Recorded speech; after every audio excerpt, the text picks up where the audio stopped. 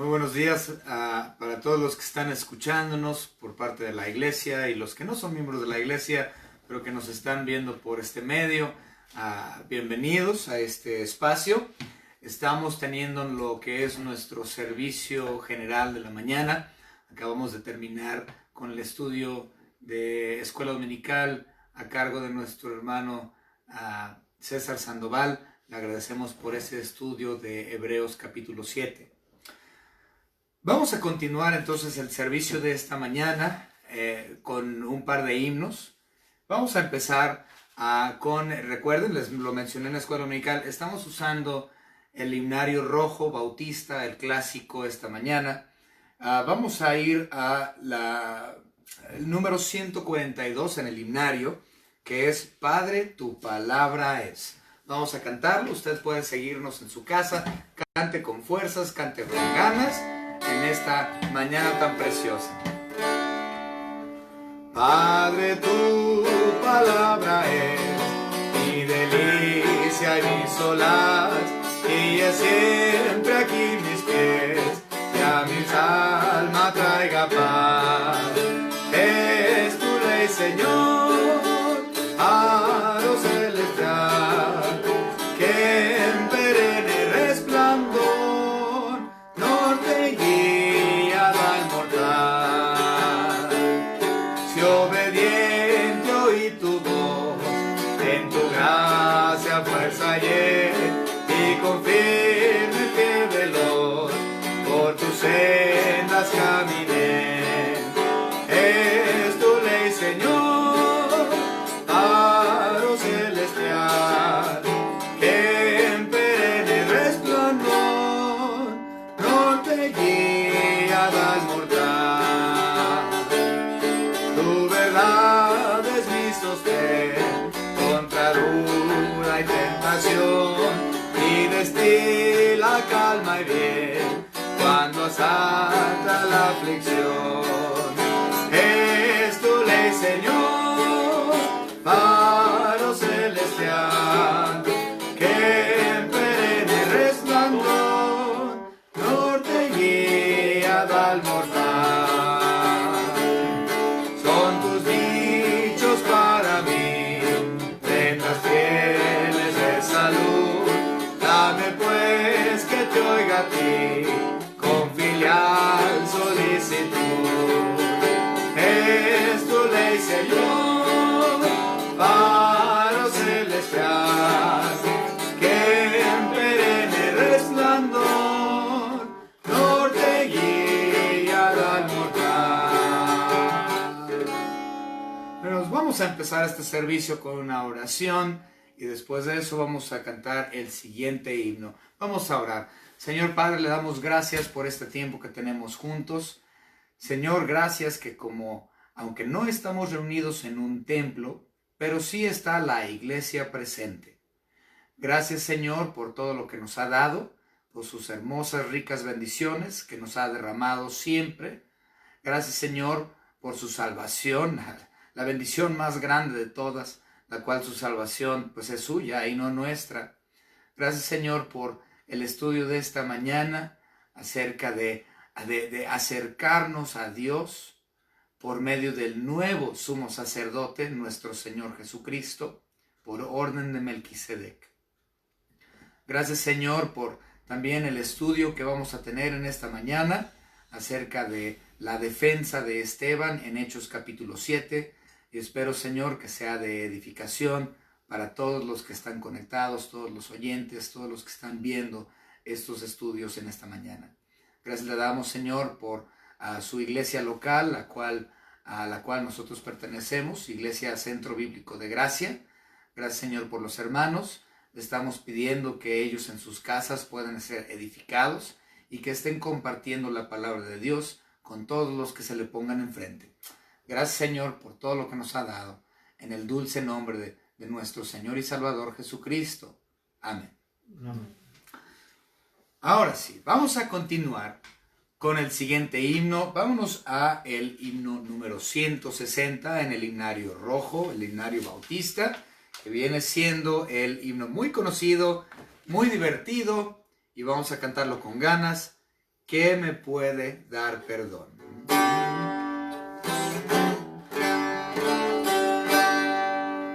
¿Qué me puede dar perdón? Solo de Jesús la sangre y un nuevo corazón. Solo de Jesús la sangre. Precioso es el raudal que limpia todo mal. No hay otro manantial, solo de Jesús la sangre. Fue rescate eficaz, solo de Jesús la sangre. Trajo sanidad y paz, solo de Jesús la sangre. Precioso es el raudal que limpia todo mal. No hay otro manantial, solo de Jesús la sangre. Veo para mi salud, solo de Jesús la sangre. Tiene que sanar mi todo, solo de Jesús la sangre. Precioso es el raudal que limpia todo mal.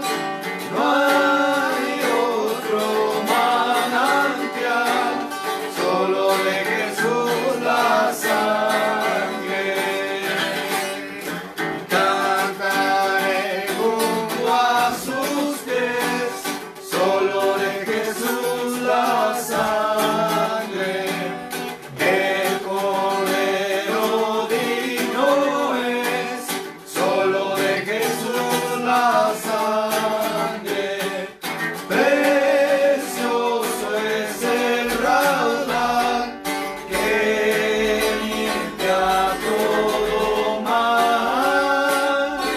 No hay otro manantial, solo de Jesús la sangre. Bien, vamos a pasar entonces al tiempo de la lectura de la palabra de Dios para continuar después con el estudio. Vamos a abrir nuestras Biblias, por favor, en el libro de Hechos. Estamos estudiando Hechos, ya tenemos algo de tiempo leyéndolo y estudiándolo juntos. Ya la iglesia, no sé, ya varios meses. Y estamos en el libro de Hechos, capítulo 7. El día de hoy, hermanos, vamos a estar estudiando del versículo 1 hasta el versículo 19. No vamos a ver todo el capítulo, aunque todo el capítulo se dedica a la defensa de Esteban. Recuerden que Esteban, vimos al final del capítulo 6, que Esteban fue arrebatado y arremetieron contra él y lo llevaron delante del concilio, y cuando él estaba ahí en el concilio hicieron un fraude, mintieron, dieron información falsa, metieron falsos testigos, y eventualmente eso nos llevó a donde estamos en el capítulo 7, ya delante del concilio, delante del sumo sacerdote, y vamos a ver algo acerca de su supuesta defensa, aunque en realidad no fue una defensa. Ahorita vamos a hablar de eso. Pero nada más vamos a abarcar en esta mañana hasta el versículo 19 para retomarlo el próximo domingo en el versículo 20 y continuar hasta el final del capítulo.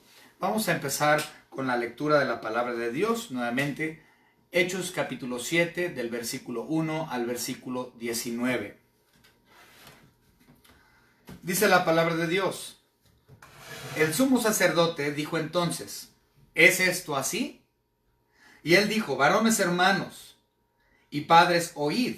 El Dios de la gloria apareció a nuestro padre Abraham estando en Mesopotamia, antes que morase en Harán. Y le dijo: sal de tu tierra y de tu parentela y ven a la tierra que yo te mostraré. Entonces salió de la tierra de los caldeos y habitó en Harán, y de ahí, muerto su padre, Dios le trasladó a esa tierra en la cual vosotros habitáis ahora. Y no le dio herencia en ella, ni aun para asentar un pie, pero le prometió que se la daría en posesión y a su descendencia después de él, cuando él aún no tenía hijo. Versículo 6. Y le dijo Dios así: que su descendencia será extranjera en tierra ajena, y que los reducirían a servidumbre y los maltratarían por 400 años. Mas yo juzgaré, dijo Dios, a la nación de la cual serán siervos, y después de esto saldrán y me servirán en este lugar. Y le dio el pacto de la circuncisión, y así Abraham engendró a Isaac y le circuncidó al 8º día, e Isaac a Jacob y Jacob a los 12 patriarcas. Los patriarcas, movidos por envidia, vendieron a José para Egipto, pero Dios estaba con él. Versículo 10. Y le libró de todas sus tribulaciones y le dio gracia y sabiduría delante de Faraón, rey de Egipto, el cual lo puso por gobernador sobre Egipto y sobre toda su casa. Vino entonces hambre en toda la tierra de Egipto y de Canaán, y grande tribulación, y nuestros padres no hallaban alimentos. Cuando oyó Jacob que había trigo en Egipto, envió a nuestros padres la primera vez. Y en la segunda, José se dio a conocer a sus hermanos, y fue manifestado a Faraón el linaje de José. Y enviando José, hizo venir a su padre Jacob y a toda su parentela en número de 75 personas. Así descendió Jacob a Egipto, donde murió él y también nuestros padres, los cuales fueron trasladados a Siquem, y puestos en el sepulcro que a precio de dinero compró Abraham de los hijos de Amor en Siquem.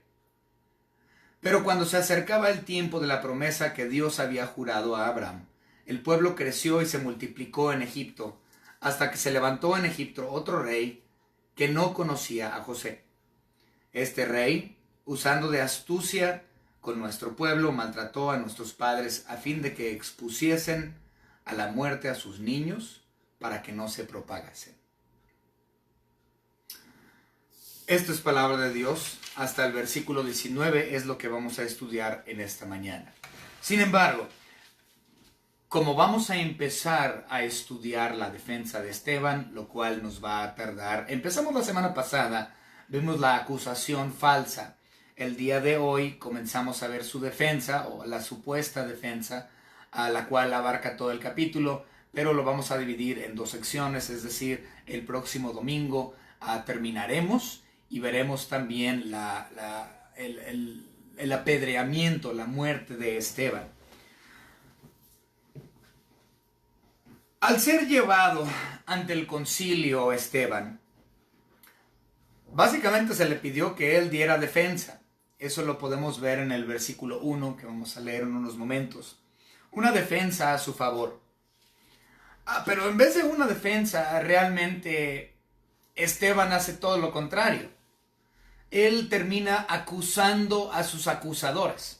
Y no nada más a sus acusadores, los termina acusando de la muerte de Cristo y de la muerte de profetas y de un montón de desobediencia al Espíritu Santo, sino que él no da una defensa. Es en realidad la historia de Israel, desde su incepción con Abraham hasta el asesinato de Cristo Jesús. Entonces él narra en un capítulo. Es increíble, él narra en un capítulo toda la historia de Israel. Claro que para poder ver cada uno de esos detalles, pues, se requiere de mucho estudio. Pero Esteban es un resumen de la historia judía. Esteban utiliza esta oportunidad, como menciono, no para defenderse, sino para defender la integridad del Evangelio, defender la integridad de la gracia sobre la ley, defender la integridad de la deidad de la persona de Jesucristo. Y este discurso de Esteban en el capítulo 7 abarca todo. Vuelvo a mencionar, abarca a Abraham, abarca a Isaac, habla de Jacob, habla de los hijos de Jacob, habla de José específicamente, habla del tiempo que ellos tuvieron en el desierto, naturalmente habla de Egipto, habla de los 430 años que estuvieron ahí, habla de Moisés, habla del tabernáculo en el desierto, habla del arca del convenio, habla de la tierra prometida, habla de David, de Salomón, de la idolatría y finalmente la muerte de Cristo Jesús. Entonces es amplio, muy amplio el discurso de Esteban. Entonces lo que vamos a hacer, voy a dar un bosquejo rápidamente de cómo está dividido este capítulo 7. Y vuelvo a repetir, nada más lo vamos a estudiar hasta el versículo 19, pero vamos a ver este bosquejo. El primer punto realmente nada más abarca un solo versículo, el cual es el versículo 1, que es el que el sumo sacerdote exige palabras de Esteban. Así inicia, el sumo sacerdote exige palabras de Esteban en el versículo 2. Pero del versículo 2 al versículo 8 es la segunda división. Eso implica o habla acerca de la vida y la historia de Abraham y lo que Abraham vivió. Del versículo 2 al versículo 4 habla del llamado y la salida de Abraham de Ur de los Caldeos hacia tierras de Canaán, cosa que pues, Abraham no obedeció inmediatamente y tuvo que regresar a ser llamado en una segunda ocasión en Harán. Esto también lo vamos a tocar el día de hoy. También en el versículo 5 vemos la promesa de la tierra. La promesa de la tierra y para la descendencia es muy importante porque es parte de lo que conocemos como la promesa séptupla, que recuerden inicia en Génesis 12, se repite en Génesis 15, vuelve a ser mencionado en Génesis 17 y por último en Génesis 21. Entonces ahí tenemos la repetición de lo que es conocido como la promesa séptupla. También tenemos en el versículo 6 la promesa de la esclavitud de Egipto. Dios le dijo a Abraham, ¿sabes qué? Tu descendencia va a poseer esta tierra, pero antes de que esto suceda, estarán en Egipto como esclavos por 430 años. Versículo 7, vemos que habla la división de la libración de Egipto, cuando finalmente ellos fueron librados por Moisés, que también vamos a hablar de eso la semana próxima. Y por último, la circuncisión que fue dada. Eso es el versículo 8. A partir del versículo 9 hasta el versículo 19, donde vamos a terminar nuestro estudio el día de hoy, podemos ver la historia de José, la vida de José. Y aquí también tenemos varios puntos. En el versículo 9 tenemos la venta de José el soñador. En el versículo 10 vemos que él es librado y hecho gobernador de Egipto. En el versículo 11 vemos la hambruna que vino sobre toda la tierra, la cual pues a cargo de todo eso estuvo precisamente José. Dentro de esa sección, eso viene en los versículos 12 al 14, vemos que Jacob empieza a buscar alimento. Entonces manda a sus hijos y ellos fueron y compraron alimento y regresaron en una segunda ocasión para comprar. También vamos a hablar de eso en esta mañana. Y tenemos la muerte de Jacob en los versículos 15 al 16. Y tenemos a Israel en Egipto por 430 años, del versículo 17 al 19. Sin embargo, vamos a hablar un poquito acerca de las siguientes secciones. Después del versículo 19, empezando en el versículo 20, vemos la vida y acontecimientos y la historia de Moisés, que comienza en el versículo 20 y habla del nacimiento de Moisés, del versículo 20 al 22, el asesinato que Moisés hizo, él mató a un egipcio, del versículo 23 al 28. Eso es muy interesante porque, bueno, vamos a hablar de eso cuando lleguemos ahí la semana que entra, no me quiero adelantar. Tercer punto, el versículo 29, vemos Moisés sale de Egipto huyendo. Del versículo 30 al 34, la zarza ardiendo. Después vemos el rechazo de Moisés. Vemos también Israel y la idolatría. Vemos también, de esos del versículo 40 al 43, la esclavitud bajo Babilonia, la cual fue predicha también, fue profetizado que iban a terminar en Babilonia. Versículo 43. Después el arca del convenio se menciona, versículos 44 y 45. También se incluye, o se hace mención por lo menos, de David y Salomón, versículos 45 al 47. Y por último, en esta sección, versículos 48 al 50, vemos que el pedacito, la única defensa que tuvo Esteban, están en estos versículos del 48 al 50. Es lo único que hay realmente como defensa. Y lo vamos a ver la semana que entra. Y por último, el quinto punto sería: Esteban acusa a sus acusadores, del versículo 51 al 53. Vuelvo a repetir, ya lo había dicho, los acusa porque son incircuncisos, pero incircuncisos de corazón. Les habla también que les menciona que ellos resisten al Espíritu Santo. Los acusa de asesinar a profetas y los acusa de asesinar al Mesías y la desobediencia de la ley. Y por último, del versículo 54 al 60 tenemos la muerte de Esteban. Entonces estos son a grandes rasgos las 6 divisiones naturales. Algunos argumentarían que serían 5, pero yo lo tomo como 6 divisiones naturales que encontramos dentro de esta sección del capítulo 7 o el capítulo 7. Vamos a empezar con el versículo 1. Hechos capítulo 7, versículo 1. Después de haber visto y entendido el bosquejo, vamos a comenzar. Versículo 1. El sumo sacerdote dijo entonces: ¿es esto así?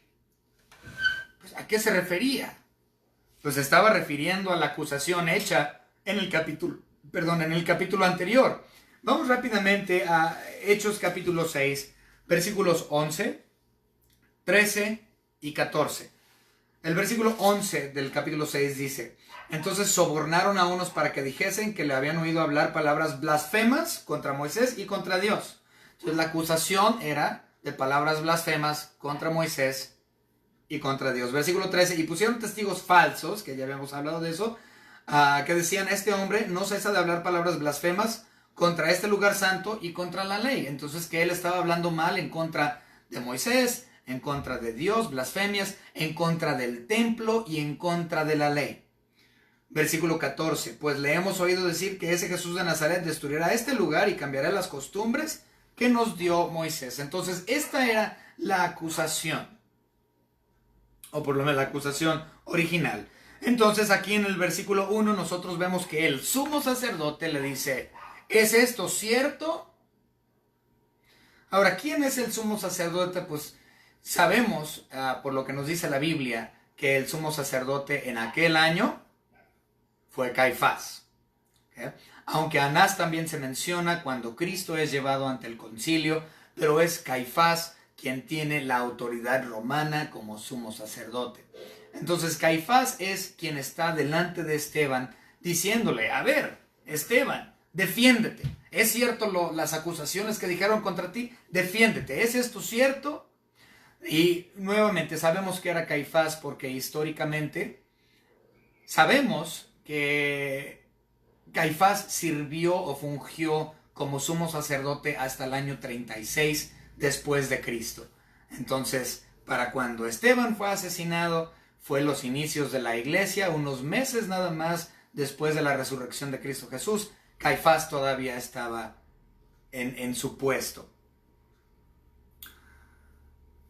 Una cosa muy interesante acerca de esto, y lo mencionó el hermano Sandoval en Escuela Dominical, es Hebreos. Vamos rápidamente a Hebreos capítulo 7, y el hermano lo leyó. Hebreos capítulo 7 y versículo 12. Esto es muy interesante. 7:12.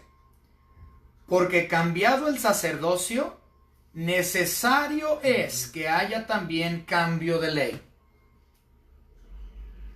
Eso era lo que Esteban estaba tratando de explicarles. Y por esto fue que él fue apedreado. Precisamente por eso. Él les estaba diciendo que cuando Cristo llegó a ser sumo sacerdote en el cielo, después de su ascensión, ya no era necesaria la ley, porque cambiando al sumo sacerdote, es imperativo que también haya cambio de ley. Y esto es lo que lo estaban acusando en Hechos 13.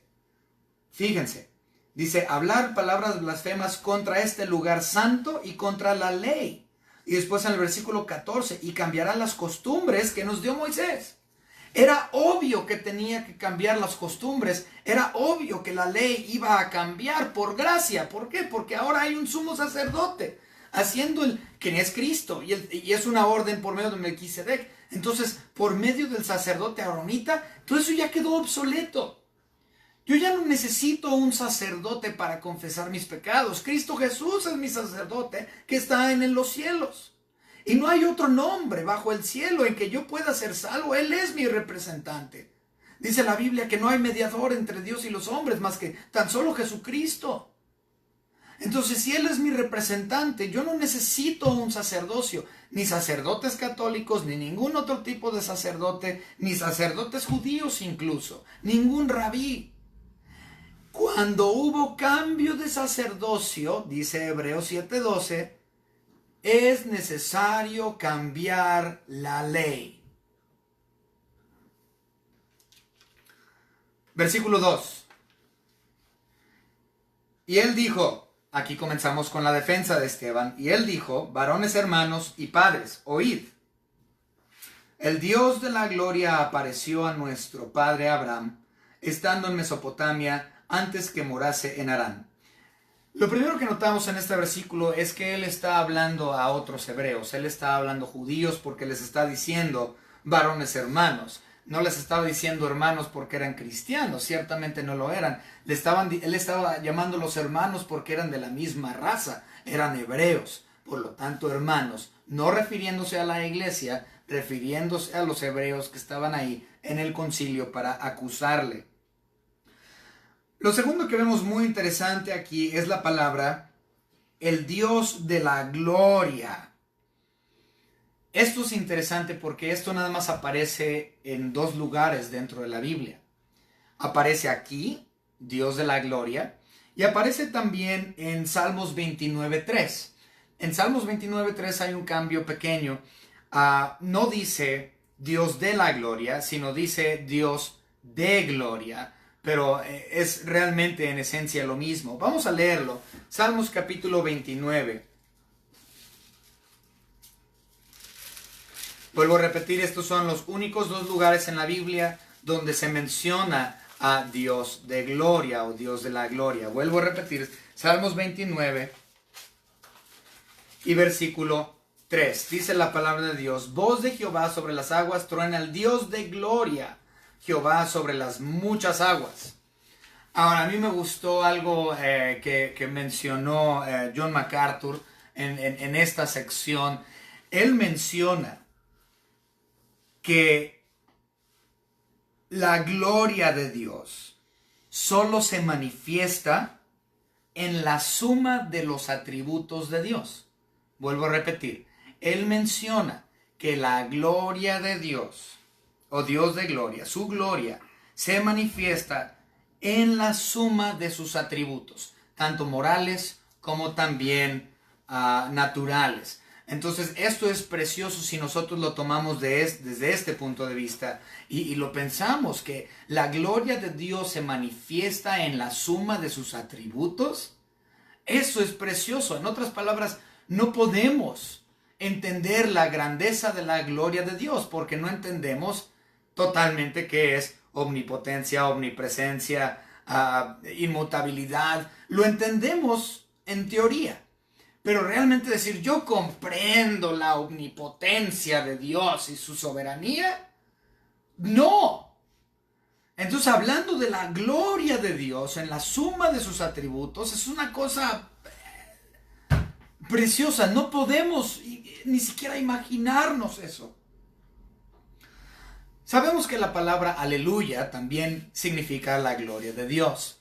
Y esto lo he mencionado en la iglesia en varias ocasiones y me llama la atención. La gente que no es salva muchas veces pasan por el frente de nuestra iglesia y nos gritan, ¡Aleluya! ¡Aleluyas! Y ahí van los aleluyos. ¿Qué honra nos están dando? Nos están honrando. Ellos piensan que es un insulto, cuando en realidad eso es precioso que a mí me digan un aleluyo, aleluya. ¿Por qué? Porque me están diciendo, ahí está la gloria de Dios. ¡Wow! Es decir, que me están comparando con los atributos de Dios. Me están comparando con la suma de los atributos de Dios. Me están diciendo, esa es la representación de la suma de Dios, de sus atributos. Híjole, si ellos piensan que ese es un insulto, díganme aleluya, lo más que quieran. Qué precioso la gloria de Dios. Ahí en el versículo 2, regresando, menciona que Dios habla a Abraham estando en Mesopotamia antes que morase en Harán. Nos habla esto de los dos llamados que tuvo a Abraham. Primero, cuando estuvo en Ur de los Caldeos, se le dijo, vete de tu tierra y de tu parentela. Entonces él sale de Ur de los Caldeos y termina en Harán. Dios no le dijo, vete de tu tierra y tu parentela y vete a Harán. No, le dijo, vete de tu tierra y de tu parentela a una tierra que yo te mostraré. Abraham no obedeció. Se fue de Ur de los Caldeos a Harán. Entonces, cuando él estuvo en Harán, él estuvo en Harán aproximadamente unos 10 años. Entonces, de su llamada en Ur de los Caldeos, salió, obedeció, pero no fue a la tierra que Dios le dijo. Él fue a Harán, estuvo ahí 10 años aproximadamente, y ahí fue cuando le llegó una segunda llamada de Dios, y Dios le dijo, no, ¿sabes qué? Ahora sí, vete. Muy interesante, pero vamos a leer un par de versículos. Vamos a leer Génesis capítulo 15.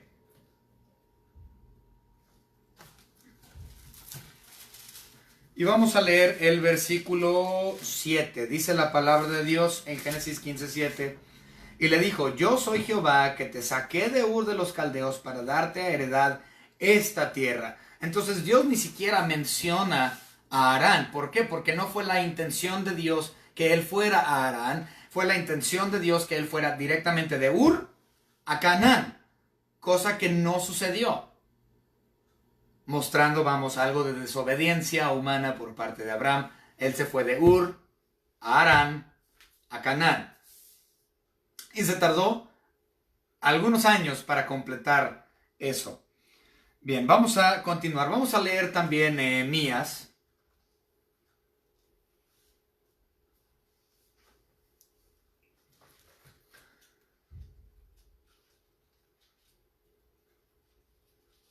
Capítulo 9 y versículo 7, dice la palabra.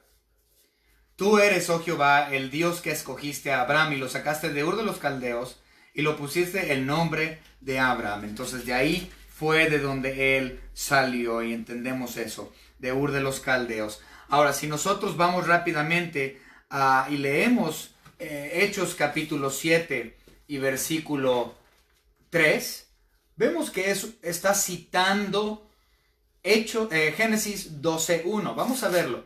Simplemente Esteban estaba citando las escrituras. Versículo 3. Y le dijo, sal de tu tierra y de tu parentela y ven a la tierra que yo te mostraré. Si nosotros lo comparamos con Génesis 12:1, es exactamente lo mismo. Entonces es una cita del Antiguo Testamento que está utilizando Esteban. Vámonos al versículo 8. Versículo 5, perdón. Bueno, 4 y 5. Entonces salió de la tierra de los caldeos y habitó en Harán, cosa que Dios no le dijo que fuera Harán, pero terminó allí. Y de ahí, muerto su padre, quien es Taré, Dios le trasladó a esta tierra en la cual vosotros habitáis ahora. Versículo 5.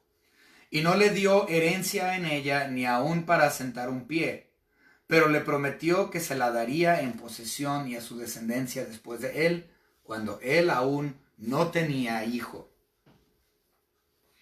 Vamos rápidamente a ver de qué está hablando aquí Esteban. Génesis capítulo 17 y versículo 8. Vamos a leerlo. Génesis 17, 8 dice: y te daré a ti y a tu descendencia después de ti la tierra en que moras, toda la tierra de Canaán en heredad perpetua, y seré el Dios de ellos. Entonces, aunque ya moraba ahí por varios años, Abraham nunca fue de él. Recordemos que él siempre dijo que era extranjero y advenedizo en esa tierra. Entonces él era extranjero en esa tierra. De hecho, él poseía un pedacito de Canaán, un pedacito chiquito. Ese pedacito que él había poseído y que verdaderamente era suyo era la cueva de Macpela, que compró cuando falleció su esposa Sara. Entonces ese era el único pedazo de la tierra prometida que él poseía, pero fue porque él la compró. No fue una heredad dada por parte de Dios. Dios le dijo: yo te prometo esta tierra. Entonces él no la tuvo como patrimonio para su descendencia, sino hasta después de su muerte, y muchos años después de su muerte. Vamos a leer también Génesis capítulo 48 y versículo 4. Dice la palabra: y me dijo: he aquí, yo te haré crecer y te multiplicaré y te pondré por estirpe de naciones, y daré esta tierra a tu descendencia después de ti por heredad perpetua. Versículo 6, Hechos 7:6. Y le dijo Dios así: que su descendencia sería extranjera en tierra ajena, y que los reducirían a servidumbre y los maltratarían por 400 años. Esto me llamó mucho la atención. Esteban menciona que son 400 años. De hecho, vamos a verlo. En Génesis también vemos ese mismo número. Génesis capítulo 15, versículos 13 y 14. Génesis 15, 13 y 14. Entonces Jehová dijo a Abraham: ten por cierto que tu descendencia morará en tierra ajena y será esclava ahí, será oprimida 400 años. Entonces todo lo que estamos viendo aquí en el discurso de Esteban, él está citando, simplemente está citando el libro de Génesis, está citando el Antiguo Testamento. Entonces Dios le dijo que ellos estarían ahí por un total de 400 años. Pero para ser exactos, fueron 430 años. Vamos a verlo. Éxodo, capítulo 12. Y versículo 40. El tiempo que los hijos de Israel habitaron en Egipto fue 430 años. Entonces el número exacto está dado en Éxodo, 430. Entonces, ¿por qué Génesis y por qué Hechos dicen 400? Sinceramente no sabría decirles, pero entendemos que en Éxodo, ahora entendemos que en Hechos Esteban está simplemente citando lo que se dijo en Génesis. Pero en Éxodo vemos el número exacto, que es 430 años. Versículo 7. Y le dijo Dios así, que su descendencia, ese es 6. 7. Mas yo juzgaré, dijo Dios, a la nación de la cual serán siervos, es decir, Egipto, y posteriormente esto también fue cierto para Babilonia, y otros países donde habían sido esclavos, como en Asiria y en otros lugares. Bien, entonces, y después de esto saldrán y me servirán en este lugar, es decir, en Jerusalén, ¿sí? En el monte Sión. Ellos servirían ahí. Entonces ellos serían sacados completamente de servidumbre. Las naciones serían juzgadas. Naturalmente sabemos que Egipto fue juzgado por Dios por las plagas cuando ellos salieron de ahí. Y Egipto nunca volvió a ser la potencia mundial que alguna vez fue. Después de que salieron los judíos de Egipto, Egipto nunca, aunque no ha dejado de ser, hasta el día de hoy sigue en el noreste de África, vivito y coleando el país. eso no implica que es el país que alguna vez fue. Dios hizo justicia para Israel. Babilonia de plano ya no existe. De hecho, dice la Biblia, después de la destrucción de Babilonia, Dios dijo que nadie moraría otra vez en Babilonia jamás. Fueron destruidos. Vamos a continuar. Vamos a leer Éxodo, capítulo 3 y versículo 12.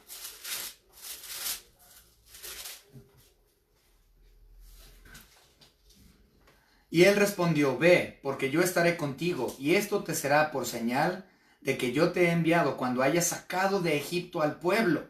Serviréis a Dios sobre este monte. Entonces, lo que está diciendo Esteban, él está haciendo esta cita de Éxodo 3:12, que serían librados de Egipto y que regresarían al monte Sión, es decir, a Jerusalén, donde ellos alabarían a Dios Padre. Y recuerden, también hay un asunto ahí podríamos hablar acerca de la distinción. No lo tengo aquí en mi bosquejo, pero podemos hablar de la distinción entre los samaritanos y los judíos ahí. Entonces, en Éxodo 3:12 está hablando del monte Sión, que ellos alabarían en este monte. Pero recuerden, los samaritanos, el problema más grande que tenían los samaritanos es que ellos creían que la adoración a Dios era en otro monte. Según ellos, era el monte Gerizim, al norte de Jerusalén. Este era realmente el problema más grande que tenían entre los samaritanos y los judíos, que de hecho los samaritanos también eran judíos. Muchas personas piensan que los samaritanos eran un grupo mezclado con gentiles y judíos, y ciertamente había unos de esos, sí, también los judíos se mezclaban. Ese no era la diferencia, ese no era el odio que ellos tenían entre ellos. El asunto es de que los judíos decían que que se supone que iban a alabar a Dios en el monte Sión, mientras que el samaritano decía que él iba a adorar a Dios en el monte Gerizim. Eso es un punto muy, muy interesante. Eso era lo que hacía la diferencia y el odio entre el hebreo y el hebreo samaritano, que también era totalmente hebreo. Vamos a continuar. Versículo 8. Y le dio el pacto de la circuncisión. Y así Abraham engendró a Isaac y le circuncidó al 8º día. E Isaac a Jacob y Jacob a los 12 patriarcas. Esta identificación que Dios hizo con Israel por medio de la circuncisión, bueno, sabemos que sucedió bajo Abraham. Vamos a leerlo para ver esta señal. Génesis capítulo 17, ahí es donde vemos por primera vez el asunto de la circuncisión. Génesis capítulo 17 y versículo 11. Circuncidaréis pues la carne de vuestro prepucio, y será por señal del pacto entre mí y vosotros. Esto era la identificación del pueblo hebreo con Dios, la circuncisión. Tenemos que entender también algo. Vamos a hablar un poco acerca de la iglesia en este momento. En cuestión a la iglesia nuevo testamentaria, dice la palabra de Dios que lo importante no es la circuncisión del cuerpo físico, sino la circuncisión del corazón.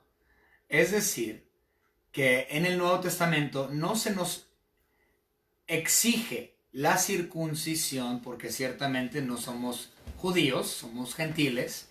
Lo importante es la circuncisión del corazón, no la circuncisión física.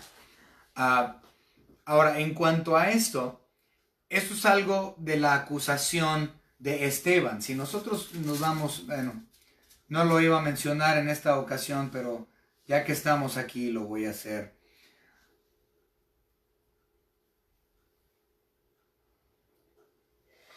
Si nosotros comenzamos a leer el versículo 51 de Hechos 7, lo vemos. Él acusa a sus acusadoras y dice: duros de cerviz e incircuncisos de corazón y de oídos. híjole, pues para ellos hablar de una incircuncisión a un hebreo era una cosa horrible. Ellos tenían orgullo por estar circuncidados. ¿Por qué? Porque esto implica que yo soy el pueblo hebreo y yo me identifico con Dios. Y Esteban está así aquí diciéndoles que la circuncisión nada es. La circuncisión no es nada. Lo importante es que sean circuncisos de corazón y no físicamente.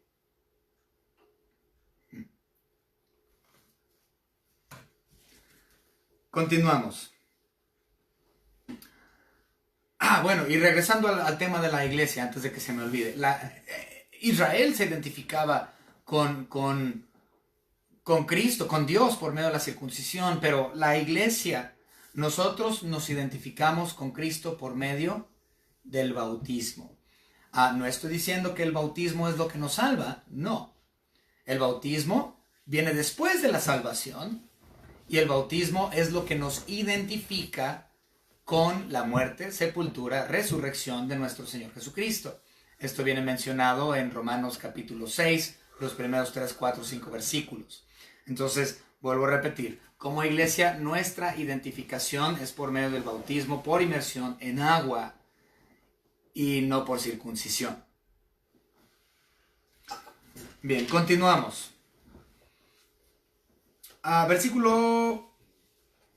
Bueno, vamos a leer del 9 al 13 rápidamente. Los patriarcas movidos por envidia, cambiamos de tema. Entonces aquí ya no estamos hablando de Abraham, estamos hablando de José. Ya hay un cambio en el versículo 9. Recuerden, yo había mencionado que del versículo 2 al 8 tenemos una división que habla de la persona de Abraham. Del versículo 9 hasta el 19 es la persona de José. Entonces en el versículo 9 comenzamos a ver esta división.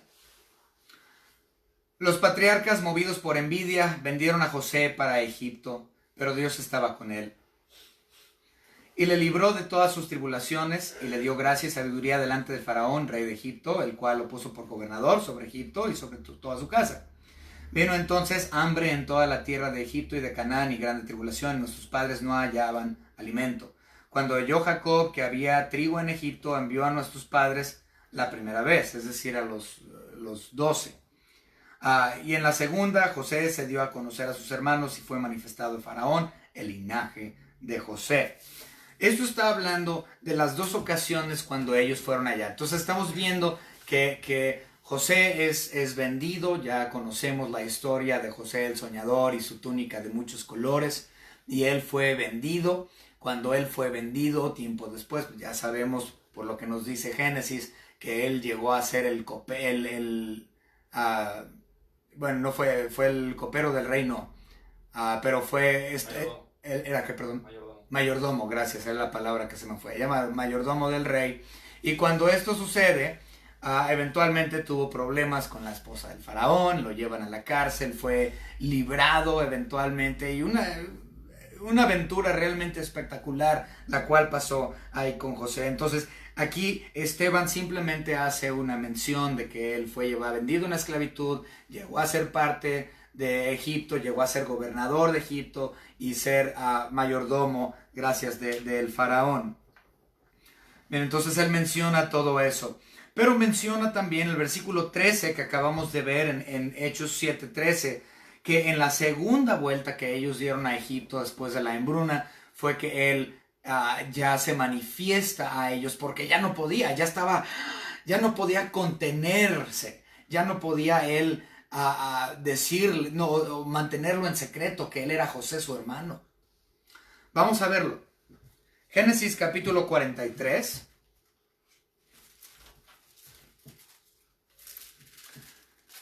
Versículos 1 al 3. Vamos a darle lectura rápidamente. Y en esta sección nosotros podemos ver la primera vez que fueron a comprar trigo. Entonces 43, 1 al 3 menciona la primera vez que fueron a Egipto. El hambre era grande en la tierra y aconteció que cuando acabaron de comer el trigo que trajeron de Egipto, les dijo su padre, volved ya la segunda vez y comprad para nosotros un poco de alimento. Respondió Judá, diciendo: aquel varón nos protestó con ánimo resuelto, diciendo: no veréis mi rostro si no traes a vuestro hermano con vosotros. Sabemos que su hermano era nada más ni nada menos que Benjamín, el único hermano que tenía de completo, de sangre. Era Benjamín y José eran hijos de Raquel, los únicos hijos mencionados que Raquel tuvo. Todos los otros eran medios hermanos. Entonces él quería ver a su hermano de sangre completo, quien era Benjamín.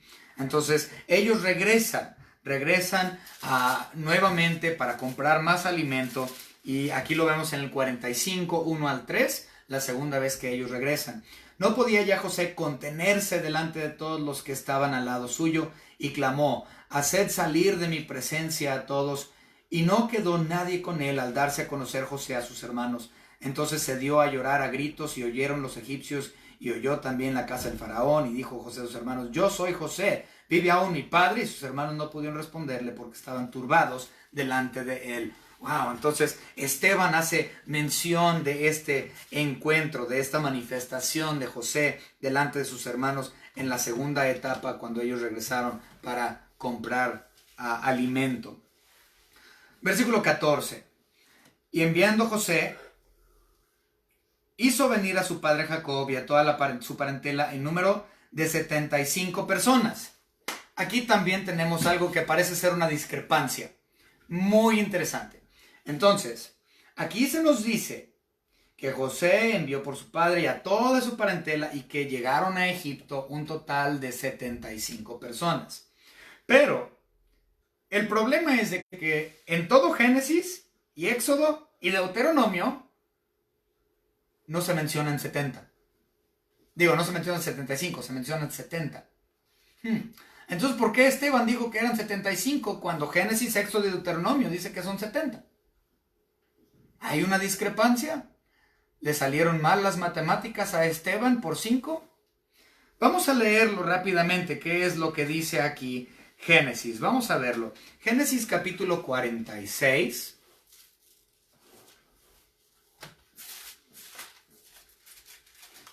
Versículos 26 y 27.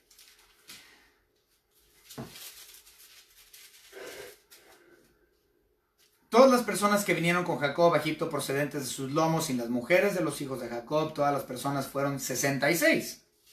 Y los hijos de José que le nacieron en Egipto, 2 personas. Todas las personas de la casa de Jacob que entraron en Egipto fueron 70. 70 es todo. Esteban menciona 75. ¿Dónde están esos 75? Okay. Si nos vamos a Éxodo, en Éxodo capítulo 1 y versículo 5, volvemos a leer ahí, también menciona 70. Éxodo 1:5. Todas las personas que le nacieron a Jacob fueron 70, y José estaba en Egipto.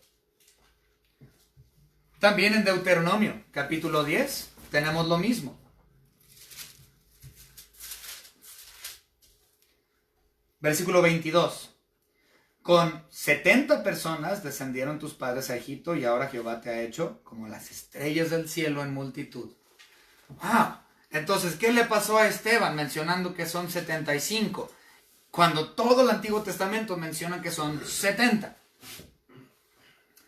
Esto es algo que yo aprendí, que se me hizo muy interesante, se me hizo fantástico y fabuloso, y para mí es un placer compartirlo con ustedes. Espero que sea de bendición. En primer lugar, tenemos que comprender que los hebreos no mencionan a las mujeres cuando ponen una lista de personas. Es decir, que si fueron 70, eso nada más hubiera incluido varones. ¿Sí? No está mencionando a las mujeres, simplemente es tradición hebrea. Si nosotros hablamos de la alimentación de los 4,000 en el Nuevo Testamento, o la alimentación de los 5,000, estos eran varones. No incluía ni a mujeres ni a niños menores de 12 años. Si nosotros también vemos que el total de los creyentes en la nueva iglesia era de 120, y después llegó a ser de 3,000 y siguió, esos números simplemente son nombres o números de varones. No incluye al sexo femenino. Eso ya lo sabía. Pero lo que se me hizo interesante aquí es por qué Esteban menciona 75. ¿Es porque está incluyendo a las mujeres? Bueno, la realidad es que no, él tampoco está incluyendo a las mujeres. Él está incluyendo a los hijos de José que le nacieron en Egipto. Es decir, que fueron 70 de los familiares de Jacob, fueron 70 los que llegaron a Egipto. Pero los otros 5 adicionales eran los hijos de José, quien ya estaba en Egipto. Aunque en Génesis 43, aunque Génesis 46, versículos 26 y 27 menciona que eran 2 hijos los que tenía José nacidos en Egipto. Sin embargo, terminaron siendo 5. Ahora, una de las cosas muy interesantes aquí, entonces está incluyendo Esteban a los 5 nacidos de José en Egipto. Entonces, efectivamente eran 70 que salieron para ir a Egipto, más los 5 judíos que ya estaban ahí, es decir, los de José. Ahora, una cosa interesante, por lo cual él menciona 75 y no 70, es también porque Esteban utilizaba la versión de los 70, o la conocida Septuaginta. El asunto con la Septuagésima o la versión de la 70 es que es la versión del Antiguo Testamento en griego. De hecho, nuestro Señor Jesucristo, él también utilizaba la Septuaginta. Nuestro Señor Jesucristo, él menciona en varias ocasiones la versión de la 70 dentro de su vida aquí en el mundo. En su caminar aquí, nuestro Señor Jesucristo leía la versión de la Septuagésima. Y siendo una versión en idioma griego del Antiguo Testamento, iban a incluir a todos. Muy, muy interesante. Vamos a continuar, ya casi terminamos con esto. Versículo 15 y 16. Así descendió Jacob a Egipto, donde murió él y también nuestros padres. Todos murieron ahí en Egipto. Versículo 16, los cuales fueron trasladados a Siquem y puestos en el sepulcro que a precio de dinero compró a Abraham de los hijos de Hamor en Siquem. Tenemos que notar algo muy interesante. No estamos hablando de el lugar de la cueva de Macpela. Ya habíamos hablado de la cueva de Macpela también, donde Abraham había comprado para enterrar a su muerta, que era su esposa Sara. Pero no es ese mismo lugar adquirido por Abraham, es otro que está en Siquem. Todos los hijos de Jacob fueron sepultados ahí en Siquem. Vamos a ver, Josué, incluyendo José también. Vamos al libro de Josué.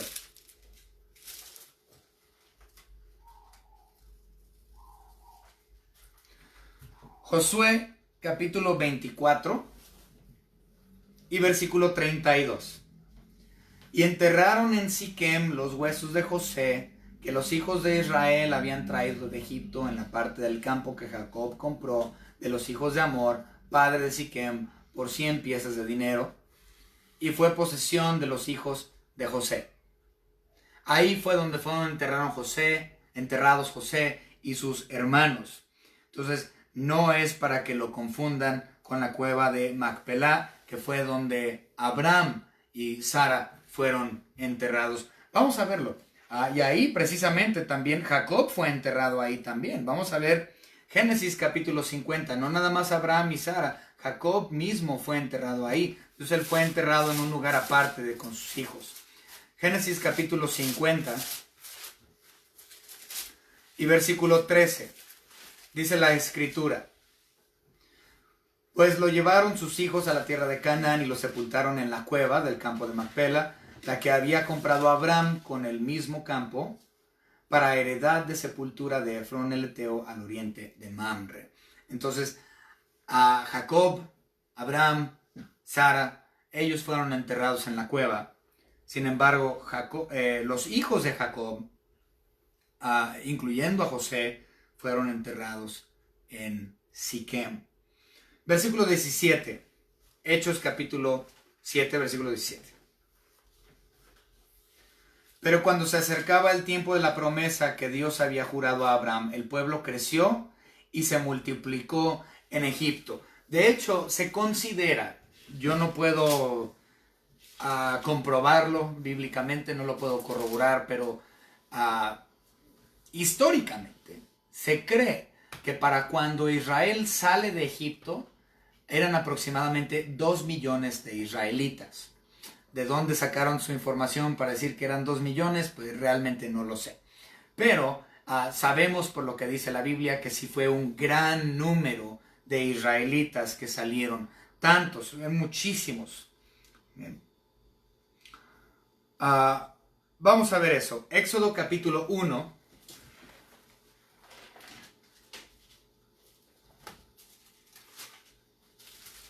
Versículos 7 y 8. Dice la palabra de Dios. Y los hijos de Israel fructificaron y se multiplicaron y fueron aumentados y fortalecidos en extremo, y se llenó de ellos la tierra. Entre tanto se levantó sobre Egipto un nuevo rey que no conocía a José y dijo a su pueblo. Bien. Vamos a continuar. De hecho, vamos a continuar hasta el versículo 11. Y dijo a su pueblo: he aquí, el pueblo de los hijos de Israel es mayor y más fuerte que nosotros. Ahora pues seamos sabios para con él, para que no se multiplique. Y acontezca que viniendo guerra, él también se una a nuestros enemigos y pelee contra nosotros y se vaya de la tierra. Entonces pusieron sobre ellos comisarios de tributos que los molestasen con sus cargas, y edificaron para Faraón las ciudades de almacenaje, Pitón y Ramesés. Esto es sumamente interesante porque esto es lo que está citando Esteban. Si ustedes han notado, todo lo que hemos estudiado es puro Génesis y Éxodo. ¿Por qué? Porque eso es lo que estaba citando Esteban. Todo lo que él dio fue un resumen de la historia de Israel. Entonces vamos a ver esto. Versículo 18 y 19.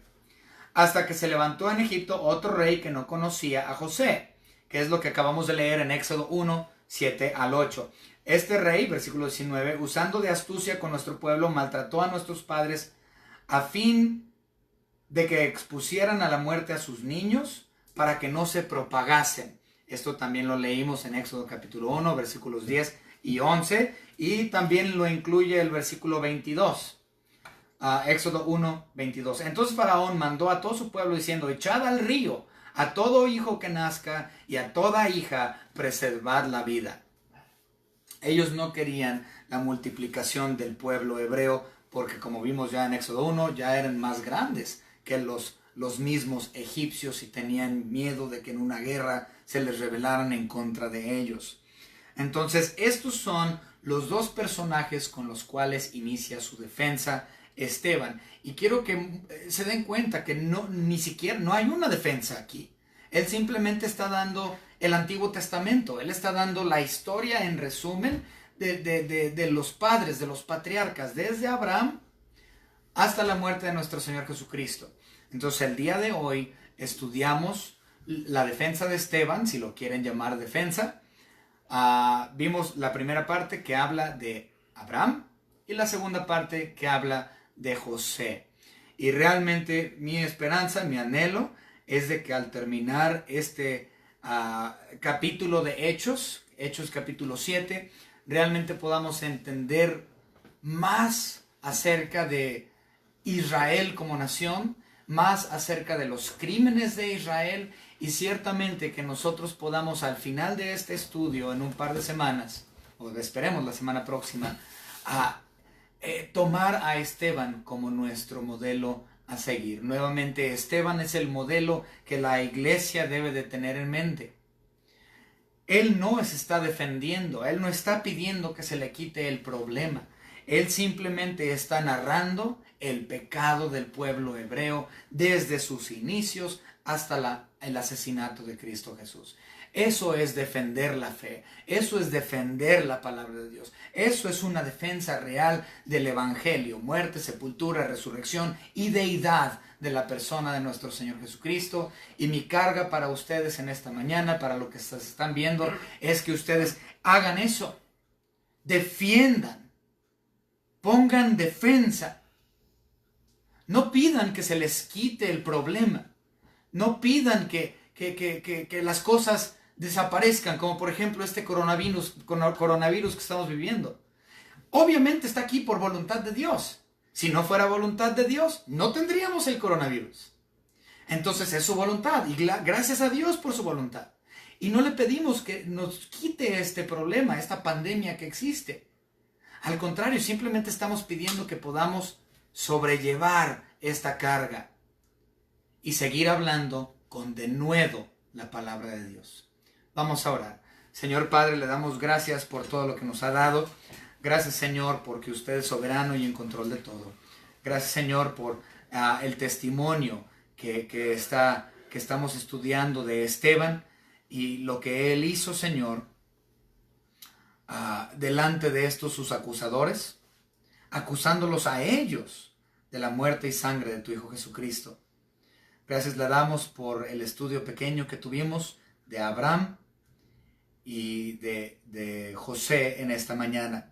Te pido, Señor, que la semana que entra sea también de mucha bendición para la gente que nos está escuchando, para los miembros de nuestra iglesia, para nuestros amigos en Facebook y en todas partes del mundo que posiblemente nos estén viendo. Gracias, Señor, le damos por todo. En el nombre de tu Hijo Jesucristo, nuestro único y propio Salvador. Amén. Amén.